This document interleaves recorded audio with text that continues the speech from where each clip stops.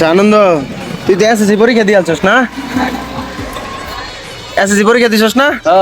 নতুন না এবার কলেজে ভর্তি হবি? আচ্ছা তাহলে এক কাম কর, তুই এসএসসির ফুল মিনিং ডাকো। পাস না? আচ্ছা তাহলে তুই বীজগণিতের a + b হোল স্কয়ারের সূত্র ডাকো। তোর আব্বা না মাস্টার? মাস্টার হইলে হ্যাঁ অঙ্ক কম বুঝস? আচ্ছা তাহলে এক কাম কর, তুই আমি ভাত খাই এটা ইংলিশটা কো। আমি ভাত খাই এটা ইংরেজিতে কো। ইংরেজিতে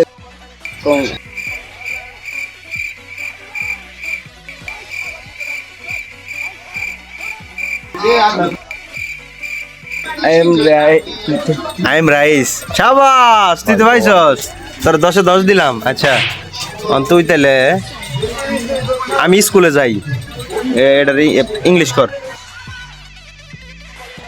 জোরে কইস ক।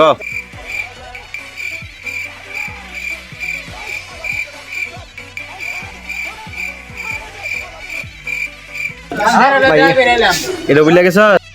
আর কই আলা হয়ে যাবো একটা দেখবি কি হবো?